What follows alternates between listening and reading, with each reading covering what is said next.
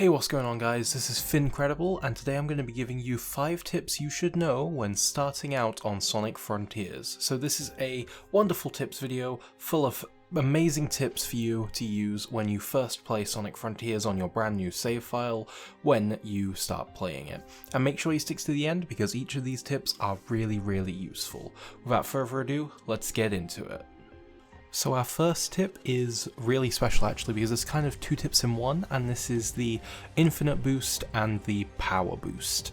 Now what I mean by this is there are 2 ways that you can increase the utility of Sonic's boost feature in this game in the open zone. This is, first off, drawing an infinity symbol with your Psyloop will grant you infinite boost for a short time, so you can just continually boost and boost without worrying about it running out. And the second one, I'm sure most of you have seen it, if you haven't, it's the power boost. That is when you collect 400 rings and Sonic gets a really cool aura, he gets a lot faster, and you can go a lot further with that for a good while. Now this is really strong for those people who really like Sonic games and really like the going fast aspect, because you can go faster for longer with these upgrades and abilities. Our next tip is for you speed demons who like to speed through everything at the beginning and not really look back. You will want to explore in the tutorial area because there are lots of collectibles that will help you out, like Seeds of Defense, memory tokens and things like that. So instead of just speeding through the tutorial, guns blazing to get immediately into the open zone, do some exploring, find some stuff in there because you will find some little things that can really help you get ahead. So please do not be ignorant of the tutorial area.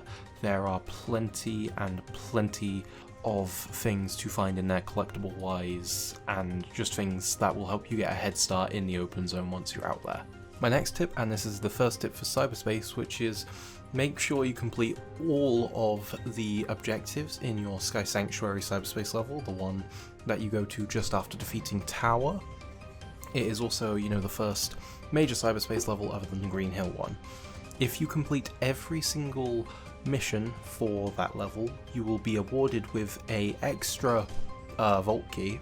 So you'll get the one from completing it, one from doing it in a S rank time, one from getting it with enough rings, and one with the red rings, and then you'll get a 5th one, and that will net you enough keys to get 2 Chaos Emeralds immediately.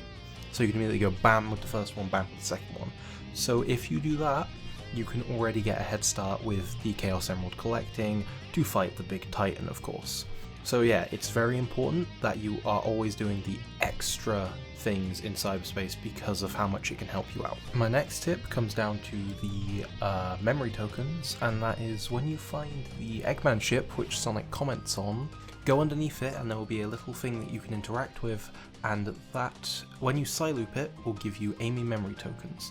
And when you find things that look similar to what you found under there, always make sure to Psyloop them because they will always have resources like memory tokens hiding within them, which can of course help you continue down rescuing Amy and other things along those lines. It's just a general good idea to be explorative and make sure that you are checking all of those to collect all of the things you can from them, because then you are furthering your goals within the game, of course, being, getting down Amy's quest line and other things like that. My final tip, and while this may sound quite obvious, it may not be obvious to you at first, but you can run away from enemies when you're fighting them. You do not have to fight an enemy to the death, or just to the end. You can leave anytime you want, because it's an open zone, you're not forced to. If you don't want to fight them, you can just run out of there, do whatever you want for a bit, come back when you feel like it, or when you're strong enough to do it, that sort of thing. You do not have to engage with things you are not forced to. The game will not lock you into combat until you've defeated them. You can always just come back later.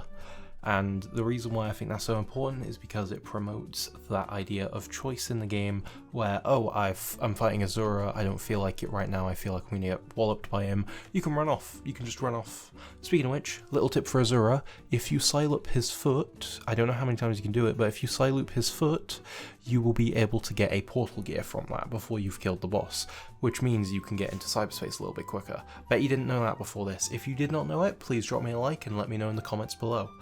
But yeah, those are my big 5 tips. If you enjoyed this video, please like and subscribe. Comment below what else you want to see me cover on Frontiers, and if you'd like to see a playthrough of it, let me know below, and I'll see you all in the next one. Bye bye.